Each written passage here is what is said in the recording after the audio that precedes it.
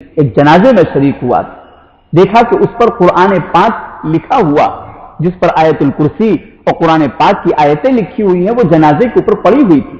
تو مجھے یاد آیا ایک مرتبہ حضرت والا ہردوئی نور اللہ مرقدہ کے سامنے ایک جنازہ آیا تھا جس پر اس طریقے کی قرآن پاک کی آیتیں لکھی ہوئی چادر پڑی تھی۔ تو حضرت نے یوں سوال کیا تمام جنازے والوں سے کہ یہ بتلاؤ کہ اگر یہ چادر میں لا کر کسی کو ہدیے میں دے دوں، کسی کو لا کر یہ چادر میں ہدیے میں دے دوں کہ میری طرف سے آپ اس کو رات میں اوڑھ کر کے سو جایا کیجئے، تو ہاتھ اٹھاؤ کون کون اس کو اوڑھ کے سو جائے گا؟ تو سارے لوگوں نے کہا کہ ہم تو اس کو اوڑھ کر نہیں سو سکتے ہیں، یہ تو قرآن پاک کی آیتیں لکھی ہوئی ہیں، کوئی نہیں سو سکتا ہے، کوئی نہیں سو سکتا اس مجمع میں کہ نہیں سو سکتا۔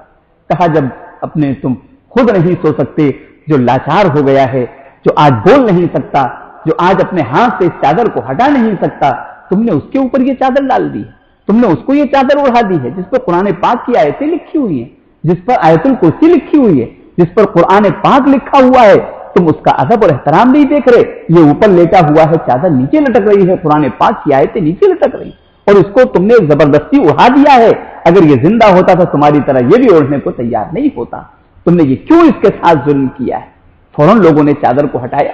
دوسری چیز یہ کہ اس جنازے کو دیکھ کر پتھر دل بھی جب اس کے سامنے سے جنازہ نکلتا ہے تو وہ بھی اٹھ کے چند قدم کندھا دینے کو تیار ہوتا ہے۔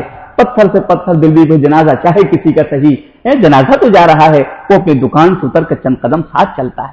ایک شخص دکان پر بیٹھا ہے، وضو بھی نہیں ہے، اور اس نے دیکھا کہ جنازہ جا رہا ہے، وہ آگے آیا اور آنے کے بعد اس نے کندھا دیا، وہ چادر پر جو قرآن پاک کی آیت اور آیت الکرسی لکھی ہوئی ہے اس پر اس کا بغیر وضو ہاتھ لگ رہا ہے، اور وہ اس طریقے سے قرآن پاک کے اوپر بغیر وضو ہاتھ لگانے والا شمار ہو رہا ہے۔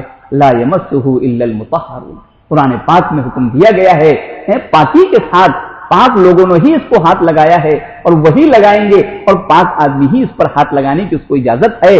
اب وہاں کیا ہو رہا ہے؟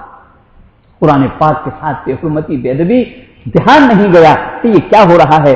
اجی اعمال ساتھ میں گئے ہیں، یہ آیت الکرسی یا قرآن پاک کی تم نے چادر ڈال دی تو اس سے کیا نتیجہ نکلے گا؟ کیا تک یہ پورا قرآن بھی رکھ دو، کیا نتیجہ نکلے گا؟